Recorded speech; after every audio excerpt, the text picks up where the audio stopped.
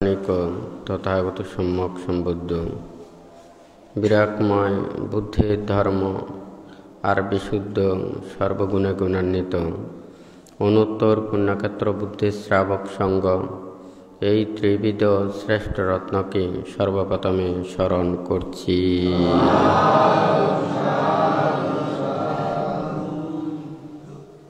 আজকে দূতাঙ্গ কুটিরে উপস্থিত অত্র দূতাঙ্গ কুটিরে সংশ্লিষ্ট দায়ক দায়িকা উপাসক উপাসিকা তথা বিভিন্ন জায়গা হতে যাহারা সমাবেত হয়েছেন, আপনাদের উদ্দেশ্যে কিছু ধর্মোপদেশ প্রদান করার প্রারম্ভে প্রত্যেকের প্রতি মৈত্রীপূর্ণ আশীর্বাদ জানাচ্ছি।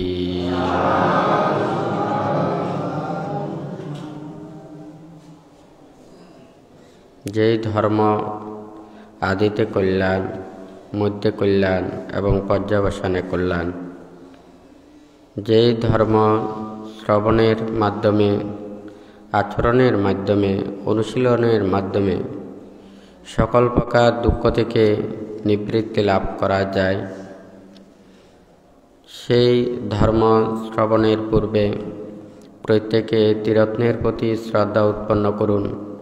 কর্ম ও কর্মফলকে বিশ্বাস রেখে নীরবে ধর্ম শ্রবণ করুন।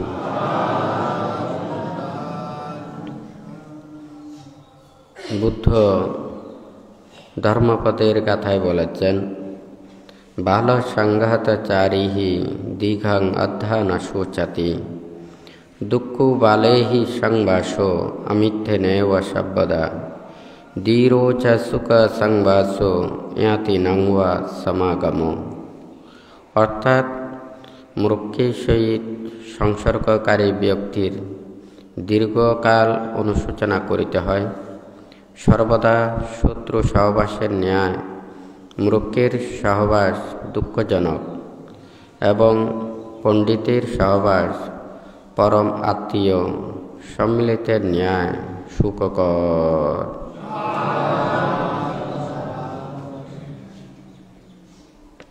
যাহা কিছু উপদেশ এবং শিক্ষা আমাদের যাতে জ্ঞান উৎপন্ন হয়, মনের ভিতরের পাপ দূরীভূত হয়, মনে শান্তি লাভ করে, তৃপ্তি লাভ করে, এগুলোর জন্যই আমরা ধর্ম শ্রবণ করি, ধর্ম আচরণ করি এবং ধর্ম অনুশীলন করি। কিন্তু আমরা ধর্ম আচরণের মাধ্যমে যদি আমাদের মনের ভিতরের পাপগুলোকে দূরীভূত করতে না পারি, তাহলে আমাদের ধর্ম আচরণ এটা যথার্থভাবে আচরিত হবে না। বুদ্ধ এখানে যে কথাটা বলেছেন, আমরা সাধারণত এটা বলি, সৎসঙ্গে স্বর্গবাস, অসৎসঙ্গে সর্বনাশ। এটা সবাই জানে, কিন্তু আমরা কতটুকু আমাদের জীবনে কতটুকু আমরা আচরণ করি বা প্রতিপালিত হই, অনুশীলন করি, এটা আমাদের যারা যতটুকু আচরণ করতে পেরেছে তারা ততটুকু লাভবান হতে পারবে। তো সেই জন্য ভান্তে এখানে তো বলেছেন, কুসঙ্গে হারায় ধন আরও হারায় প্রিয়জন, নিন্দা করে বহুজন দূরে সরে আপনজন, আরও পায় অসম্মান মনে বাড়ে অজ্ঞান, সৎসঙ্গে পায় সম্মান আরও পায় মন প্রাণ, শ্রদ্ধা ভক্তি আন্তরিকতা আরও পায় বিশ্বস্ততা, কর্মে বাড়ে সততা ন্যায় নিষ্ঠা আস্থা। এটা ভান্তে উপদেশে বলেছেন। এখানে একটা ছোট কথা লিখেছেন, বিষাক্ত সাপের বাচ্চায়ও বিষ থাকে, উন্নত জাতের বিষ হতে উৎকৃষ্ট ফল পাওয়া যায়। আমরা কেউ মৃত্যু চাই না, আমরা ভালো ফল লাভ করতে চাই, হয় নাকি না? এখন যাহা কিছু আমরা শান্তি লাভ করি, তৃপ্তি লাভ করি, সুখ লাভ করি, মন এবং ধর্ম দেখুন, মনটা যখন শান্তভাবাপন্ন হয়, মনের মধ্যে কোনো টেনশন থাকে না, দুশ্চিন্তা থাকে না, কোনো অশান্তি থাকে না, নানান প্রকারের যে অশান্তিগুলো সৃষ্টি হয়, এগুলো যখন মন থেকে দূরীভূত হয়, মন অটোমেটিক এটা তৃপ্তি, স্বস্তি, সন্তুষ্টি এটা অন্তরের মধ্যে লাভ করে। ঠিক তদ্রূপেও আমাদের মনের ভাবগুলোকে দূরীভূত করার জন্য সৎসঙ্গী, সৎকর্ম এবং সৎস্থান, এগুলো আমাদের মনের মধ্যে শান্তিভাব জাগরিত করে। যে স্থানে অবস্থান করলে আমাদের মনের মধ্যে শান্তি থাকে না, সুখ থাকে না, সে স্থানে গেলে অটোমেটিক ওখানে দুঃখ উৎপন্ন হয়। ঠিক তদ্রূপে আমরা যা কিছু কথা শুনি, যা কিছু আচরণ করি, এখান থেকে এই পাপগুলো সৃষ্টি হয়। কিন্তু আমরা এগুলো ভাবি না, আমরা চিন্তা করি না। একজন মানুষ যখন ভূমিষ্ঠ হয়, কোনো মানুষ জ্ঞানীও না, অজ্ঞানীও না, ভালোও না, খারাপও না, কিন্তু এই দেহ দ্বারা সে যখন খারাপ কর্ম সম্পাদিত করে, বাক্যের দ্বারা অন্যায়, অপরাধ, পাপ ও কর্মের বাক্যগুলো ভাষণ করে, তখন সেই মানুষ কাজের দ্বারা, বাক্যের দ্বারা, মনের চিন্তার দ্বারা যখন খারাপগুলো সম্পাদিত করে, তখন সেই মানুষ খারাপ হয়।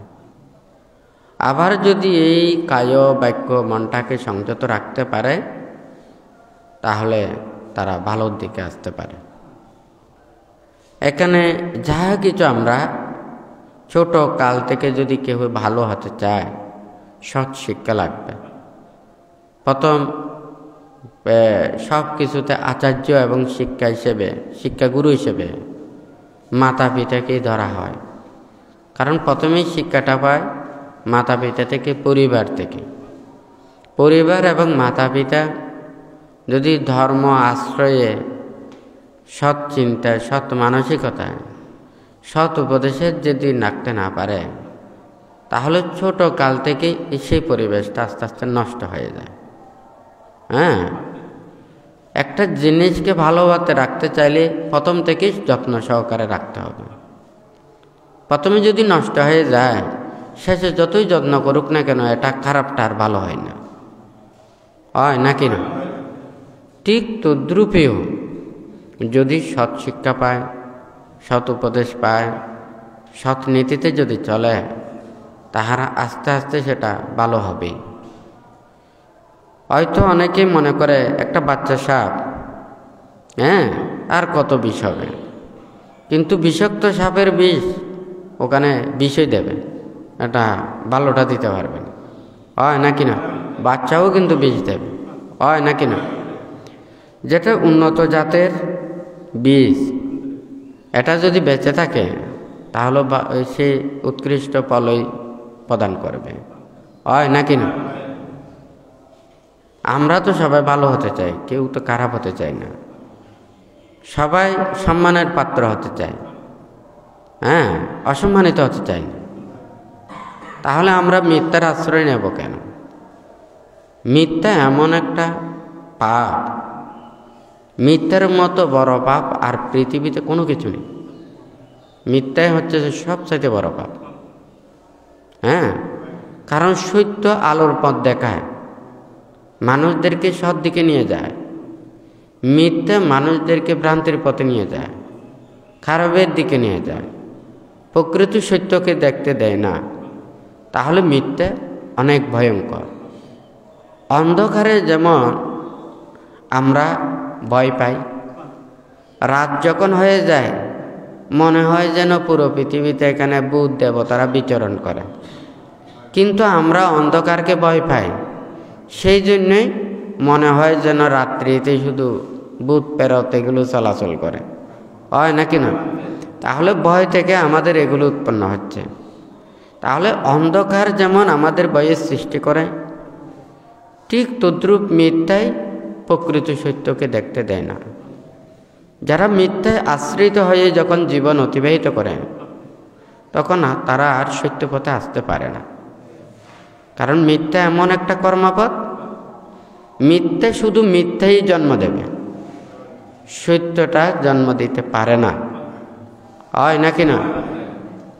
আপনারা মনে করেন একটা মিথ্যার আশ্রয় গ্রহণ করবেন, মিথ্যা কথা বলবেন, সেই মিথ্যাকে সত্য করার জন্য আপনাকে প্রতিটা মুহূর্তে শুধু মিথ্যার আশ্রয় নিতে হবে।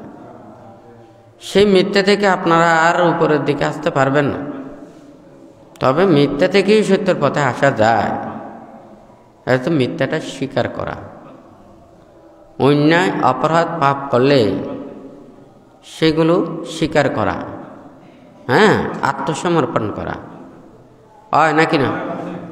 যারা নিজেদেরকে সেইভাবে করতে পারবে না, তারা কোনোদিন আর ভালোর পথে আসতে পারবে না।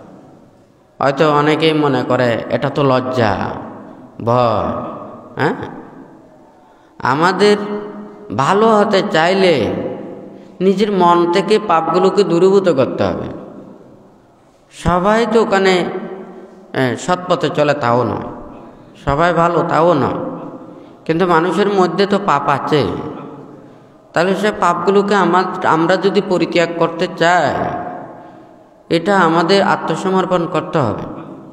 হ্যাঁ, যেমন প্রত্যেকেই ধর্মস্থানে গিয়ে নিজেকে, নিজের মন প্রাণ ওখানে ধর্মের কাছে সঁপে দেওয়া, নিজের মনের পাপগুলো সেগুলোকে স্বীকার করা, হ্যাঁ, এগুলো যাতে পুনরায় সে না করে, সেই জন্যই ওখানে ক্ষমা চাওয়া। হ্যাঁ, ক্ষমা চাওয়া মানে নিজের পাপগুলোকে নিজে যাহাতে ভবিষ্যতে না করে সেই ধরনের অঙ্গীকার করা, হয় নাকি না? তাহলে এই মিথ্যা মানুষদেরকে প্রতিক্ষণ এই খারাপের দিকে নিয়ে যায়। একটা ভালো মাস্টার যেমন ওখানে অনেক মেধাবী মানে ভালো ছাত্র সৃষ্টি করতে পারে, সৎ মানুষও আরেকজন সৎ মানুষ সৃষ্টি করে দিতে পারে। হ্যাঁ, তাহলে আমরা ভালো হতে চাই, তাহলে আমাদের সৎ কল্যাণ মিত্রদের সান্নিধ্যে থাকতে হবে। কিন্তু কেউ যদি মনে করে না, খারাপ হলে সেও তো আমাকে উপকার করতেছে, আমার মঙ্গল করতেছে, আমাকে সাহায্য করতেছে, কিন্তু জগতের মধ্যে কেউ নেই যে খারাপ মানুষ নিজের স্বার্থ ছাড়া আর অন্য কোনো কিছুকে বড় করে দেখে না। ওরা স্বার্থটাই সর্বপ্রথমে দেখে, সেই জন্যে মানুষ খারাপ। স্বার্থের কারণে মানুষ খারাপ হয়। যারা নিঃস্বার্থ, নিজের মনকে পৃথিবীর মধ্যে বিলিয়ে দিতে পারে, সমস্ত প্রাণীর কাছে দিতে পারে, সকল প্রাণীকে নিজের মতো করে দর্শন করতে পারে, কারো প্রতি রাগ, ক্রোধ, বিদ্বেষ, হিংসা এগুলো যাদের থাকে না, তো তারাই তো মহৎ। হ্যাঁ, মানুষ বড় ছোট এই বর্ণ, শারীরিক গঠন এবং সৌন্দর্য, উৎকৃষ্ট নিকৃষ্ট এগুলো দিয়ে হয় না, মানুষের একমাত্র মন দিয়েই হয়। আমরা জিনিস যতই বড় কিছু দেখি না কেন, আমাদের মানুষের সব চাইতে বেশি সে মনটাই হচ্ছে যে উন্নত।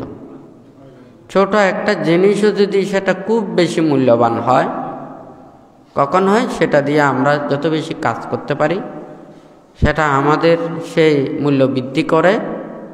সেগুলো ছোট হলেও আমরা সেগুলোকে যত্ন নিই। ঠিক তদ্রূপ আমাদের মনটাকেই সেভাবে যত্ন করে রাখতে হবে, দেহটাকে রাখতে হবে। আমাদের বাক্য সংযমতা লাগবে, মনের মধ্যে ভালো চিন্তা উৎপন্ন করতে হবে। মন যার যত বেশি ভালো হবে, কর্ম, বাক্য, বাসন, সে তত বেশি উপরের দিকে যেতে পারবে, ভালো হতে পারবে। এটা হচ্ছে যে ভালো হওয়ার দিকটা বলেছে।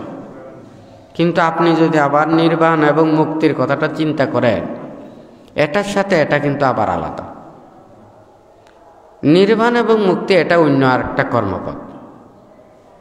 যেমন একটা মানে বিরাট পানির জায়গা আমাকে অতিক্রম করতে হলে আমাকে ভালো একটা পলের জন্য কুলে যেতে হবে, হ্যাঁ, সমুদ্র পাড়ি দিতে হবে। আমাদের সাঁতারে ওগুলো যাওয়া সম্ভব নয়, কারণ এটা দীর্ঘ পথ। এটাকে আমাকে ওখানে যে কোনো একটা বেলা হোক, জাহাজ হোক, জলযান হোক, এটার আশ্রয় আমাকে নিতে হবে। তাহলে সেই আশ্রয়ের যেই ওখানে মাধ্যম যেটা, এটা হচ্ছে যে কুশল কর্মপথ, হ্যাঁ। কিন্তু আমার বোটে চড়া, এটার জন্য আমি ওখানে অতিক্রম করছি না, বোটে চড়ার জন্য নয়।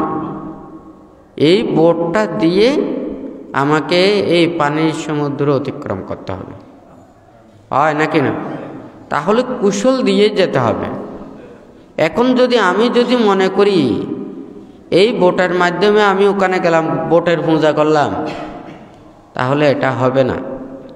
আমি বোট দিয়ে শুধু সমুদ্রে ওখানে ঘুরলাম, এটা হবে না। এটার মাধ্যমে আমাকে যেতে হবে। ঠিক তদ্রুপ সৎ ভালো চিন্তা, সৎ কর্ম, এটার মাধ্যমে মুক্তির কর্মপথে যেতে হবে, হ্যাঁ। কিন্তু সৎ কর্ম এবং এগুলোই কর্ম করে গেলাম, আমি মুক্ত হয়ে গেলাম, এটা নয়। কারণ মুক্তির কর্মপথ আরেকটা। সবাই জানে মুক্তির কর্মপথ হচ্ছে যে ধ্যান ভাবনা, হয় নাকি না? তাহলে ধ্যান ভাবনা করতে হলে কিভাবে করতে হয়? যে কোনো যোগ অভ্যাস করতে হয়, বসতে হয়, হয় নাকি না? যে যতক্ষণ পারে ততক্ষণ দেহটাকে রাখার জন্য, হ্যাঁ। একটা গরু যেমন দুই কর্মপথে ওখানে রাখতে হবে, না হয় গলায় দড়ি দিতে হবে, না হয় চতুর্দিকে ঘেরা দিতে হবে। চতুর্দিকে ঘেরা দিলে তাহলে ঘেরা থেকে বাইরে যেতে পারবে না, আর গলায় দড়ি আর কুটিতে বেঁধে রাখলে এরিয়া থেকে বাইরে যেতে পারবে না। তাহলে এই গরুকে রাখার জন্য দুইটা কর্মপথের যে কোনো একটা নিতে হবে, হয় নাকি না? না হয় কিন্তু এখানে কোথায় ঘুরবে কোনো ঠিক নেই। এখন মনটা সবসময় এখানে নানান দিকে এখানে ঘুরতে চাইবে। তাহলে এই মনটাকে সবসময় নিজেকে রাখার জন্য তাহলে আপনাকে এই দেহটাকে স্থির করতে হবে। একজন মানুষ যদি বসতে না পারে, নীরব থাকতে না পারে, সহ্য করতে না পারে, সারাদিন যদি শুধু দৌড়াদৌড়ি করে, ওখানে মন কোনোদিন স্থির হবে না, হ্যাঁ। যদি চক্ষু, কর্ণ, নাসিকা, জিহ্বা এবং কায় এগুলো যদি অস্থির হয়, তখন মন এটা চিন্তা করে।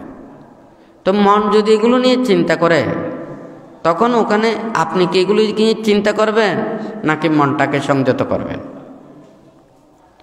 মনে করেন 5টা যদি ওখানে দুর্দান্ত গরু, একটা গরুর সাথেও কোনো দড়িও নেই, কুটিও নেই, হ্যাঁ।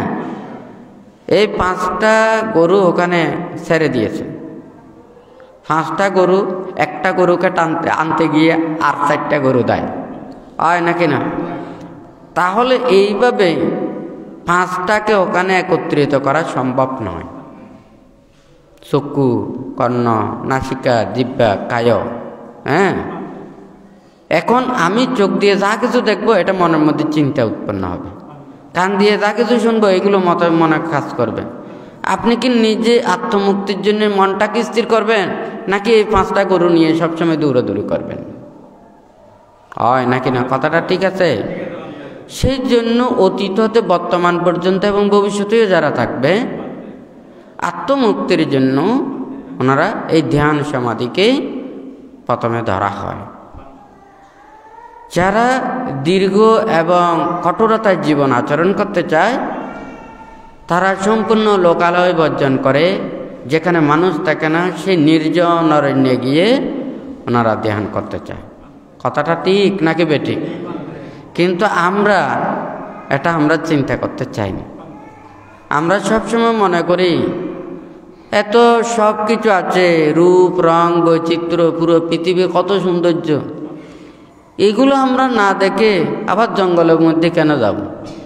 হ্যাঁ, আর এত কিছু আছে, আহারের কোনো ওখানে কমতি নেই, সব জায়গায় আহার আছে। তাহলে আমরা এত কষ্ট করে একাহারী হয়ে ওখানে থাকবো কেন? হ্যাঁ, তাহলে ঘর বাড়ি নানান ধরনের এগুলো সব কিছু আছে, তাহলে বৃক্ষতলে থাকবো কেন? এটা একজন মানুষ যদি শিক্ষিত হতে চায়, ওখানে শিক্ষাঙ্গনে শিক্ষা নিতে হবে। একজন ডক্টরেট পাস করেছেন এমনি করে না, সে প্রাইমারি স্কুল অতিক্রম করতে হয়েছে, হাই স্কুল কলেজ বিশ্ববিদ্যালয় অতিক্রম করে তাহলে ওখানে নিতে হয়। তারপরে যিনি উচ্চশিক্ষিত হন উনি তখন ওখানে যে শিক্ষিত মানুষের যে কর্ম সেভাবে কর্মসাধন করতে পারেন, হয় নাকি না? এখন আপনি যদি মনে করেন যে এই মানুষটা ও ডক্টরেট পাস করেছে, সে কেমন ওখানে চশমা দিয়েছে, পকেটে একটা ভালো কলম রেখেছে, ডায়েরি রেখেছে হাতে, হয় নাকি না? তারপরে ওর আচার আচরণ ভঙ্গিমা অনেক কিছু, এগুলো আপনি যদি এইভাবে থাকেন আপনি কি ডক্টরেট পাস করতে হবেন? হ্যাঁ, শুধু রূপ রং বৈচিত্র্য দ্বারা সম্ভব নয়, এটা জ্ঞান অর্জন করতে হবে, নিজেকে শিক্ষায় উন্নীত হতে হবে। বুদ্ধ এই ধ্যান এবং ত্যাগকে বলেছেন অহিংসা, মৈত্রী, ত্যাগ, সংযম, হ্যাঁ, ক্ষমা, ধৈর্য, এগুলো হচ্ছে ধ্যান। তাহলে যার মনকে যত বেশি এটা করতে পেরেছে তার তত বেশি ধ্যান হবে। একদিকে হচ্ছে দেহটাকেও স্থির করতে হবে, মনটাকেও স্থির করতে হবে। দেহ মন দুইটাকেই স্থির করতে না পারলে তাহলে আত্মমুক্তির কর্মপথে সম্ভব না। এখন যদি আমি ভালো কাজ করতে চাই, কুশল কর্ম করতে চাই, আরেকজনের উপকার করতে চাই, এটা আমার বসে থেকে সম্ভব নয়। আমাকে হাত পা নাড়তে হবে, আমাকে মুখে বাক্য ভাষণ করতে হবে, আমাকে তদারকি করতে হবে, আমাকে নির্দেশনা দিতে হবে, আমাকে দৌড়তে হবে, হয় নাকি না? তাহলে ওই কর্মপথে চলতে গেলে তাহলে আত্মমুক্তির কর্মপথে হয় না। কিন্তু এই কর্মপথ দিয়ে তাহাকে যেতে হয়। ভালো মানুষ আরও ভালো হওয়ার জন্য চিন্তা করলে, আমি অনেকজনকে উপকার করলাম, ভালো করলাম, এই সৎ এবং কুশল কর্মের পরম্বে আমি স্বর্গে যাব। হ্যাঁ, মানব লোকে আসলে আমি অনেক কিছু ভোগ সম্পত্তির অধিকারী হব না, আমার এটারও প্রয়োজন নেই, আমার স্বর্গে যাওয়ারও প্রয়োজন নেই, আমার এগুলো না, আমি তার চাইতে আরও বেশি উড়ে যেতে চাই। তাহলে আমি ব্রহ্মসুখে বা ব্রহ্মলোকে যেতে চাই, তাহলে ধ্যান কর্মপথে। আমি এর চাইতে আরও বেশি উপরে যেতে চাই, নির্বাণে যেতে চাই, তাহলে এই মানে কুশল কর্ম, তারপরে ধ্যানময় কর্ম, তারপরে সম্পূর্ণ এই ত্যাগময় কর্মের মাধ্যমে নির্বাণ এবং মুক্তি লাভ করা যায়। এখানে হয়তো যতক্ষণ না পর্যন্ত মন এবং ধর্মের সাথে এটা মানে এটা সম্পৃক্ত না হবে ততক্ষণ পর্যন্ত এটা প্রজ্ঞা লাভ অসম্ভব। প্রজ্ঞাটা দেখা যায় না, এটা অনুভূতির বিষয়। একজন যেমন ওখানে একটা পাথর যখন আরেকটা পাথরের ঘর্ষণ হয়, তাৎক্ষণিক ওখান থেকে আগুন বের হয়, সে আগুনটা কিন্তু বেশিক্ষণ থাকে না। হ্যাঁ, চাপ দেওয়ার সাথে সাথে বের হয়, আবার সেটা নিভে যায়। হ্যাঁ, আবার সেই আগুনকে রক্ষা করার জন্য আমরা যদি প্রদীপের যদি সংস্পর্শ নিই, তাহলে ওই আগুন থেকে প্রদীপে ওখানে প্রজ্বলিত হয়ে এটা দীর্ঘক্ষণ এটা জ্বলতে পারে। তাহলে এই প্রজ্ঞাটা উৎপন্ন হলে এটাকে আমাকে ভাবতে হবে, বর্ধিত করতে হবে। হ্যাঁ, তাহলে আমাদের মন প্রাণ থেকে যাহা কিছু ওখানে পাপগুলো আছে এগুলোকে দূরীভূত করতে হবে। হ্যাঁ, দূরীভূত হবে। তো সেই জন্য ওখানে 10 সংযোজনের কথাটা বলেছেন। মন থেকে এই 10টা সংযোজন চিহ্ন করতে না পারলে মুক্ত হতে পারে না। এই 10 সংযোজন আবার যদি মনে করেন যে না আমি ভালো পথে চললাম, ভালো চিন্তা করলাম, ভালো কর্ম করলাম, তাহলে কি আমি কি সংযোজন চিহ্ন করলাম? না, এটা নয়। সংযোজনের কর্ম আলাদা আর এটার কর্ম আলাদা। একটা গাছ মনে করেন ওখানে সব কিছু রয়েছে, ভিতরে যদি মূলগুলো যদি ওখানে ছিন্ন হয়ে যায়, অর্থাৎ মূলগুলো যখন মারা যায় বা ক্ষতিগ্রস্ত হয়, গাছের যেমন অস্তিত্বগুলো থাকে না, ঠিক তদ্রূপ এই গাছটার অস্তিত্ব যেমন ওখানে মূলগুলোর দ্বারা থাকে, ঠিক তদ্রূপ দশ সংযোজনের মাধ্যমেই লোভ, দেশ, মোহ, হিংসা, বিদ্বেষ, পাপ চিন্তা সব কিছু এখানে সৃষ্টি হয়। তাহলে ওই 10 সংযোজন ছিন্ন করা অর্থাৎ জন্ম নিরুদ্ধ হওয়া, মুক্তির কর্মপথে আসা। আর যদি মনে করেন এই গাছটার যদি উপরে কাটা হয় কিন্তু মূলগুলো যদি বিদ্যমান থাকে, তাহলে এই গাছটা আবার পুনর্বর্ধিত হতে পারে। ঠিক তদ্রূপ সংযোজন চিহ্ন না করলে সৎ এবং কুশল কর্মের মধ্যে থাকলেও তারা পাপ মুক্ত নয়।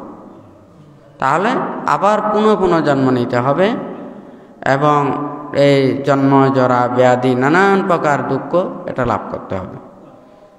সেই জন্য বুদ্ধ বলেছেন যে কি আয়া হি লাভ উপনিষা আয়া নিব্বানাগামী। নির্বাণের কর্মপথ একটা, আর হচ্ছে যে লাভ সৎকারের চিন্তা আরেকটা। কারণ লাভ সৎকারের চিন্তা মানে বর্ধন করা, আর নির্বাণ হচ্ছে ত্যাগের দিকে, এদিকে যাও।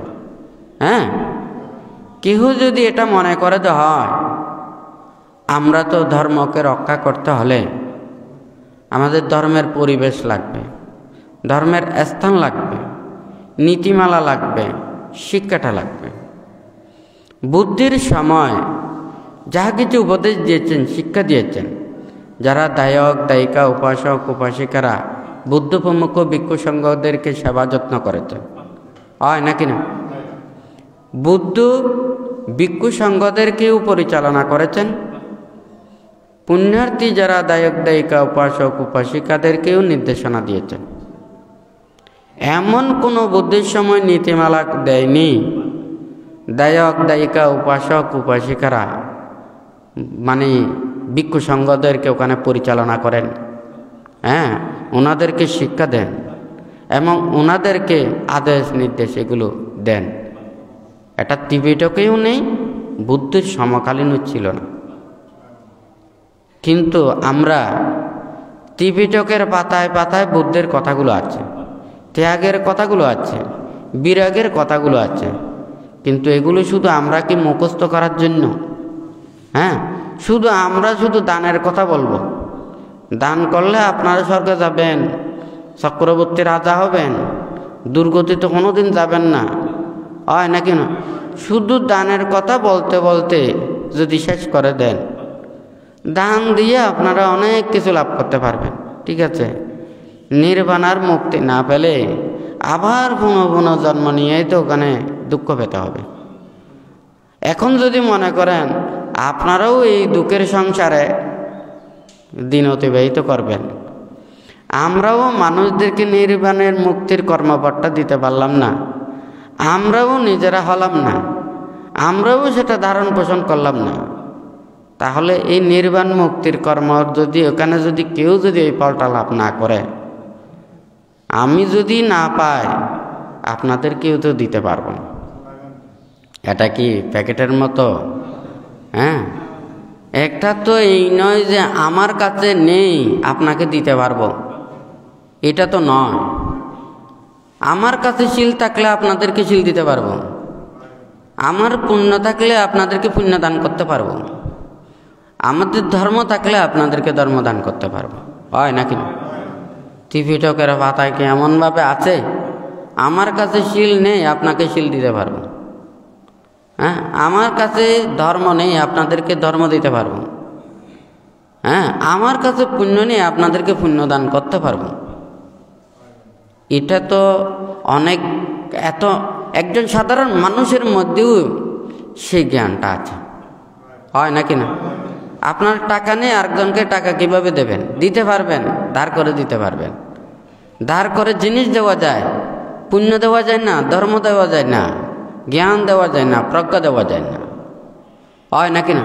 এগুলো কি ধার করে দেওয়ার জিনিস? আপনি যখন ভালো জিনিস একটা খাবেন সেই তৃপ্তিটা আপনি লাভ করতে পারবেন। আরেকজনের জিভেটা ওখানে কি গ্রহণ করলে কি সে পাবে, এটা সেই স্বাদটা পাবে? বা কেউ বর্ণনা করলে সে স্বাদটা লাভ করতে পারবে?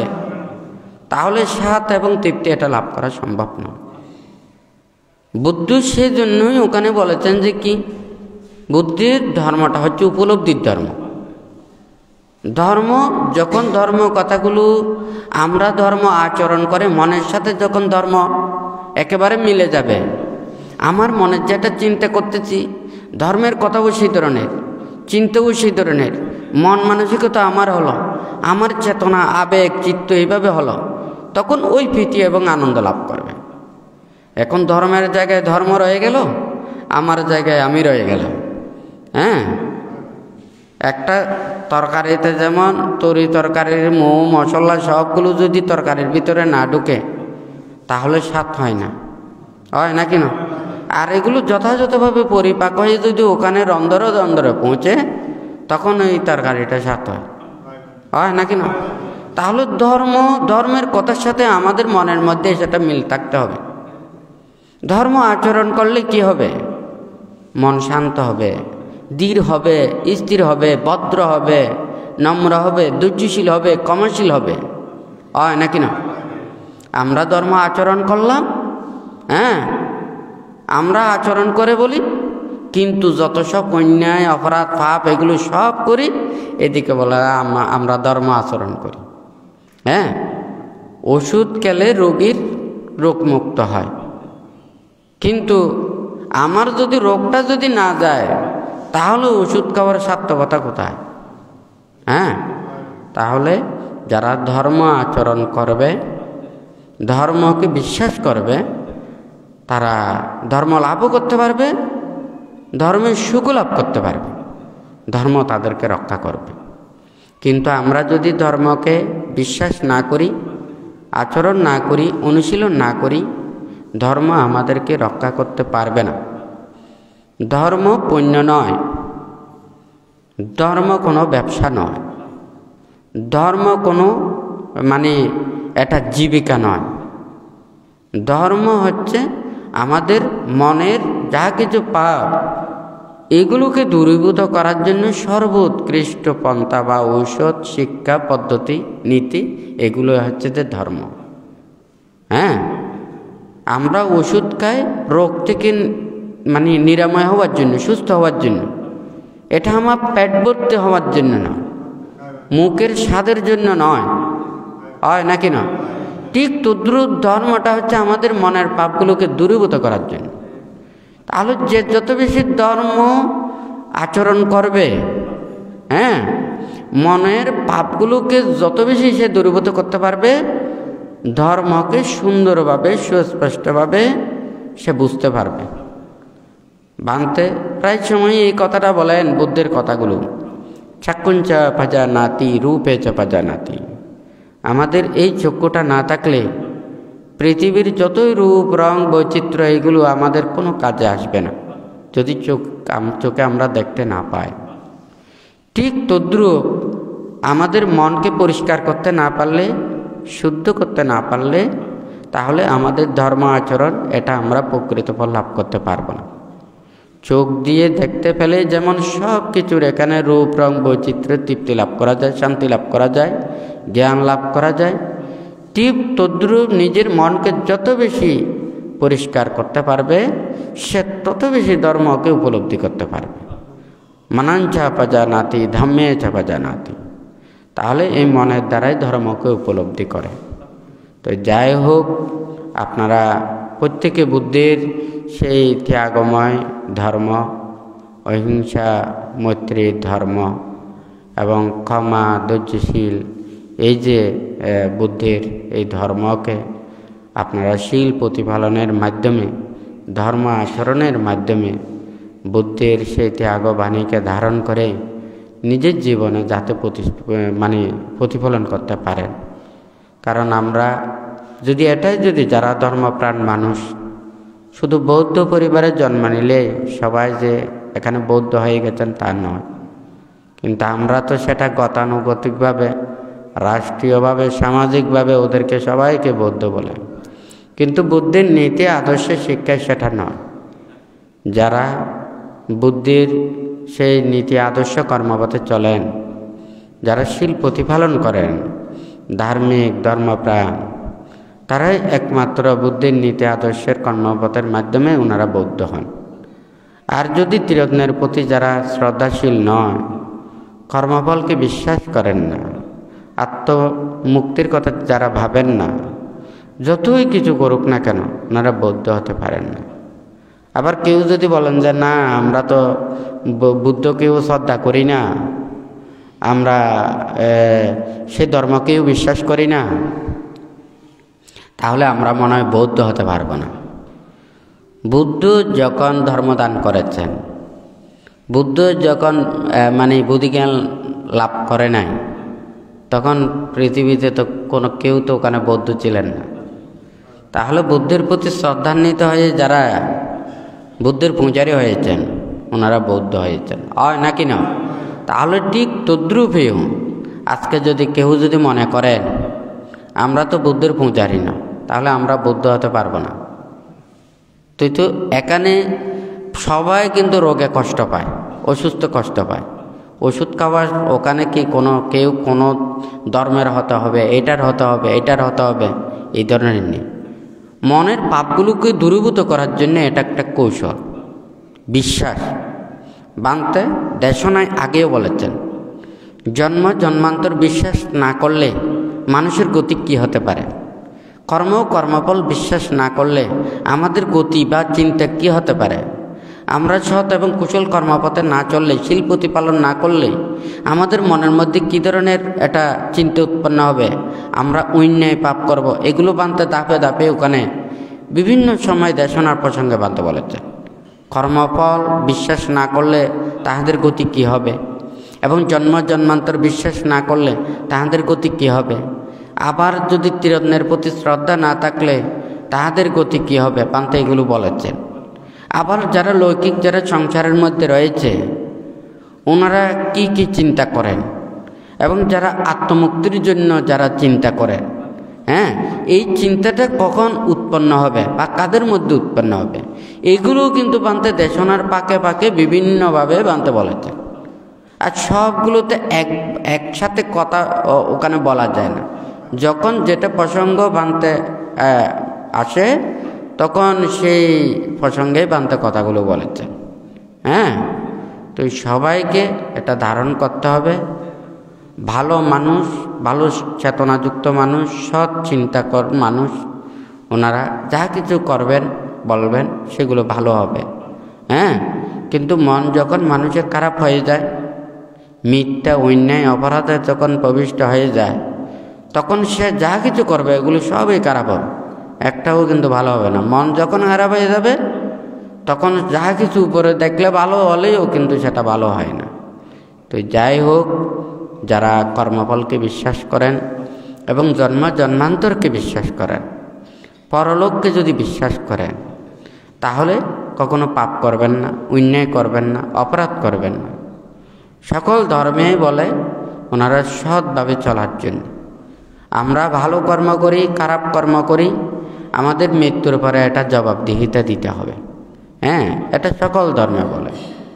তাহলে এখানে মুক্তির জন্য যদিও বা বলে থাকেন, সবাই মুক্তির জন্য চিন্তা করেন না, আমরা এটা পারি না।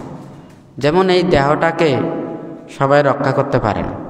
একজন সাধক এবং যোগী এই দেহটাকে স্থির রেখে নিজের মনটাকে কন্ট্রোল করতে পারে, কিন্তু যারা এই দেহটাকে রক্ষা করতে পারেন না, ওনারা আত্মমুক্তির কর্মপথে আসতে পারেন না। কারণ এই দেহটাই তো ওখানে পাপের সৃষ্টি করে। আপনারা বসে আছেন, যাদের মন অস্থির, বিক্ষিপ্ত, চঞ্চল, তখন শুধু পায়ে ব্যথা বেদনা করবে। আর যাদের অভ্যেস নেই তারও করবে, হয় নাকি না? তো ব্যথাটা কি? এই দেহতেও তো ওখানে সুখ বেদনা, দুঃখ বেদনা, উপেক্ষা বেদনা, ক্ষুধা, পিপাসা, তৃষ্ণা, নানান প্রকারের এগুলো এই দেহটাতে শুধু খানিক পর পরেই ওখানে উৎপন্ন হচ্ছে, হয় নাকি না? তাহলে ওখানে এক মুহূর্তে ওখানে আপনাকে নিস্তার দিচ্ছেন, কেউ যদি মনে করে না আমি নিয়মিত ওষুধ খাচ্ছি, আমি আহার গ্রহণ করছি, আমি এই দেহটাকে রক্ষা করছি, আমি খুব সুস্থ, এটা কিন্তু সুস্থ নয়। দেহটা মনে করেন একটা ক্ষুধা, পিপাসা, তৃষ্ণা হয় নাকি না, নানান ধরনের বেদনা, নানান প্রকারের একটার পর একটা আশা আকাঙ্ক্ষা, নানান কিছু উৎপন্ন হচ্ছে। এইগুলোই আমাদের মনটাকে তাড়িত করছে, একটা জায়গাতে এখানে স্থির থাকতে দিচ্ছে না। হ্যাঁ, মনটাকে শান্ত ভাবাপন্ন আনতে দিচ্ছে না। এই শুধু এগুলোর কারণে এই দেহটা পুরোটা হচ্ছে জড় পদার্থের মতো।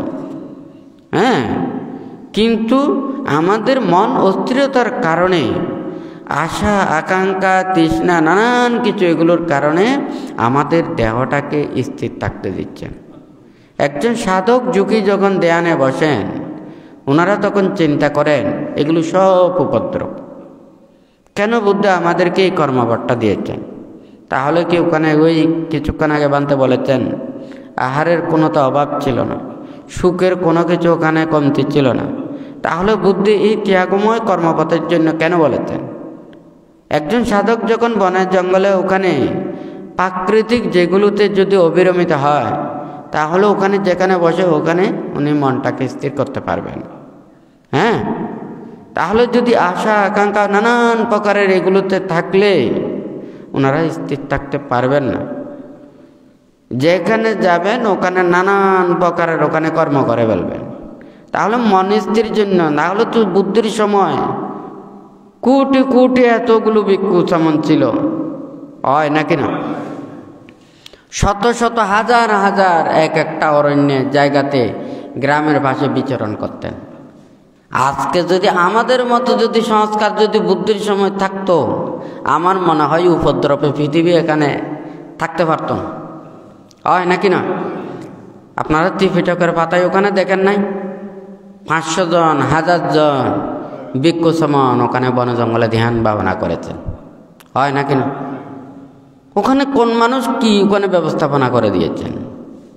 হ্যাঁ, আজকে আমাদের সব কিছুর এগুলোর পরেও কিন্তু আমাদের মধ্যে সন্তুষ্টি নেই, আমাদের মধ্যে ধর্ম উপলব্ধি নেই, সেই চেতনা নেই। একজন বান্ধে যদি শীল বিনয় ধর্ম আচরণ করে, যদি শিক্ষা পারা, যদি শান্তি দিয়েও থাকতে চায়, সেই শান্তিও নেই। কেন হচ্ছে না? আমরা নিজেরা আচরণ করতেছি না, দায়ক দায়িকা উপাসক উপাসিকারা বুঝতেছেন না। হ্যাঁ, আপনাদের সেটা বুঝতে হবে। শুধু দান ধর্ম কুশল কর্ম করে গেলেন, এটা আপনাদের পুণ্য হয়ে গেল, এটা উপদ্রব। ভিক্ষু সাংঘদেরকে চতুর্পত্য দিয়ে আপনারা সেবা যত্ন করবেন, এটা হচ্ছে সবচেয়ে বেশি পুণ্যের কাজ। বুদ্ধ যেগুলো বলেছেন, যেগুলো কর্ম করে ওখানে আপনাদের যেগুলো পুণ্য হবে, সেই কর্মটা আপনাদের করতে হবে। কিন্তু আপনারা সেই কর্মটা না করে করেন আরেকটা। আপনারা মনে করেন যত বেশি দিতে পারবেন তত বেশি পুণ্য। প্রয়োজনের জিনিস অল্পও মানুষের অনেক বেশি উপকার করে। একজনের কোটি কোটি টাকার সম্পদ আছে, পানি দিয়ে ভাসিয়ে নিয়ে যাচ্ছে, তখন একটা ছোট দড়িও কিন্তু তার জন্য সবচেয়ে বেশি মূল্যবান, হয় নাকি না?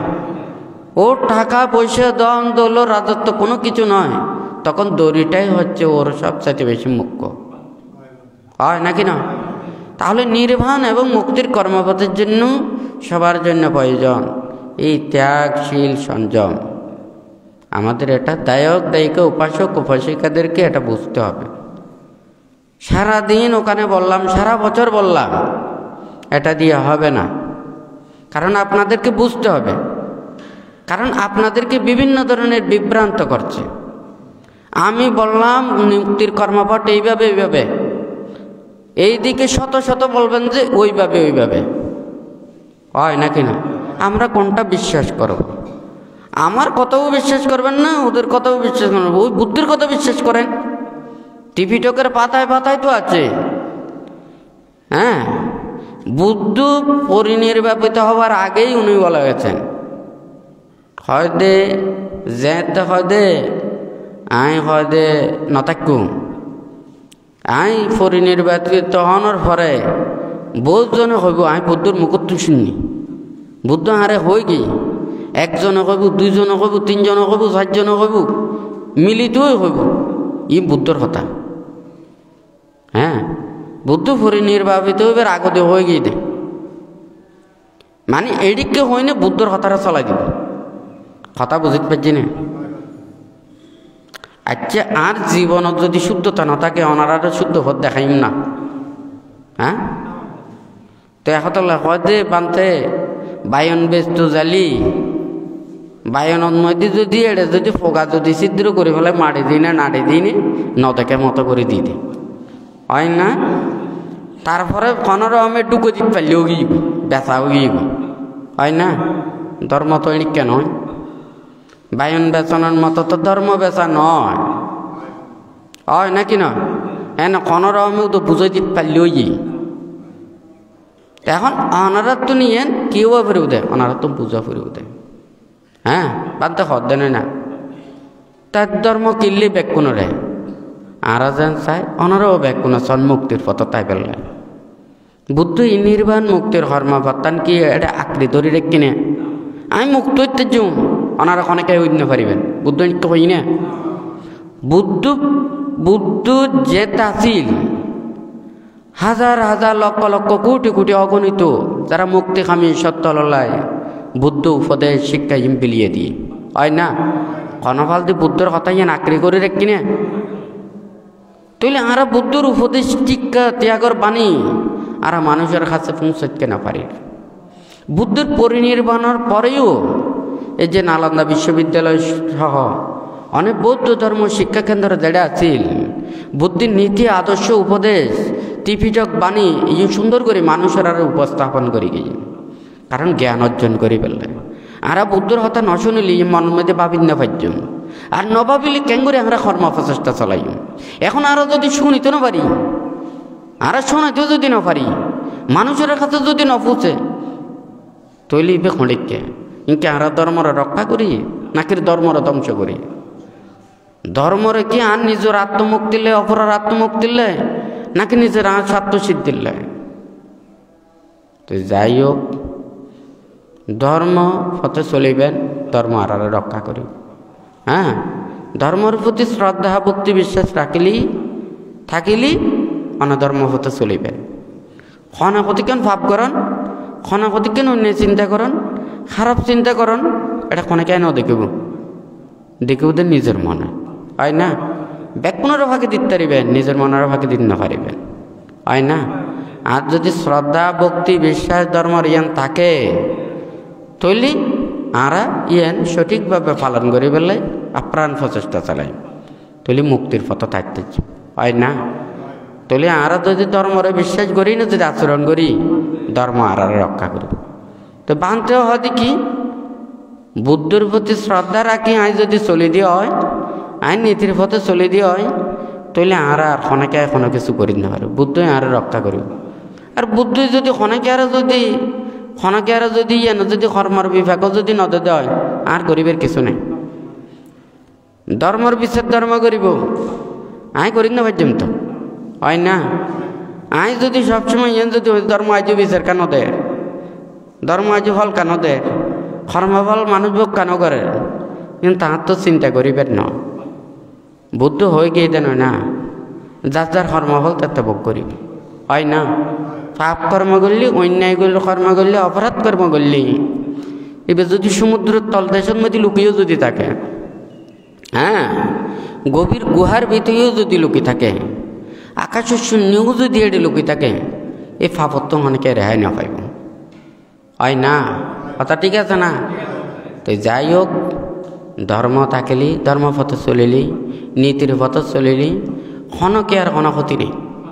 হ্যাঁ, লাভ হইব দে উন্নতি হইব দে বান্তিও চাই যারা মুক্তির কর্মপথ তাই নে আনারা এই বুদ্ধির ত্যাগর এই বিরাগর এই এনারা উপলব্ধি করি নে আত্মমুক্তির কর্মপথ তাই নে ওনারা বেকুন মুক্তির পথ তাইজন মুক্ত হয়ে জন গই।